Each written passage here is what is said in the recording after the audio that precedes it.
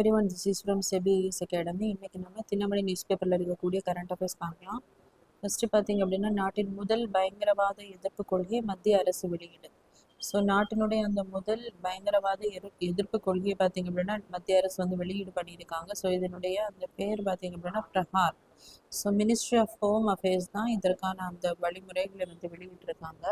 So என்னென்ன அப்படின்னு பார்க்கும்போது, பயங்கரவாத தாக்குதல்களை தடுத்தல், அதாவது இந்திய எல்லைகளை பாதுகாப்பு படைகள் மற்றும் குடியேற்ற அதிகாரிகளுக்கு அதிநவீன ஆயுதங்கள், கருவிகள் மற்றும் தொழில்நுட்பங்கள் வந்து வழங்கப்படும். அப்போ என்ன பண்ணலாம்னா, இந்த பயங்கரவாத தாக்குதலை வந்து தடுக்கலாம்.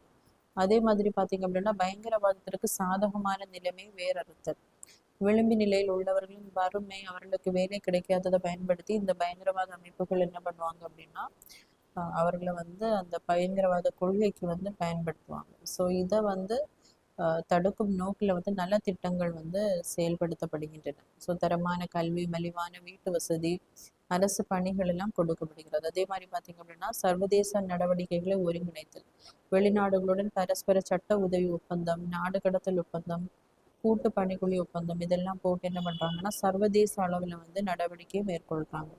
அடுத்த பார்த்தீங்க அப்படின்னா, மனித உரிமைகள், எதிர்வினைன்னு சொல்லும்போது விசாரணைகள் வாயிலாக நீதிமன்றங்களில் குற்றத்தை நிரூபித்து தண்டனை பெற்றுத்தரும் நடவடிக்கைகள் அதிகமாக இருக்கும்போது என்ன பண்ண முடியும்னா, அந்த பயங்கரவாத சம்பவங்கள் வந்து நடைபெறாமல் தடுக்க முடியும்.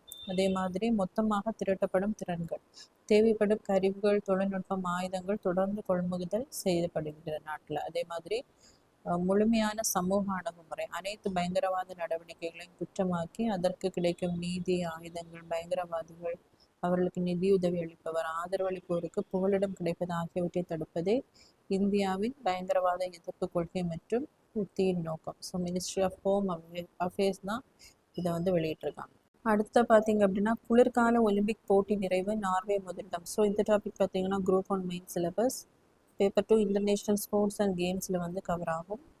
குளிர்கால ஒலிம்பிக் போட்டி பார்த்தீங்க அப்படின்னா இத்தாலியில் இருக்கக்கூடிய மிலன் மற்றும் கார்டினா நகரில் வந்து நடைபெற்றிருக்கும்.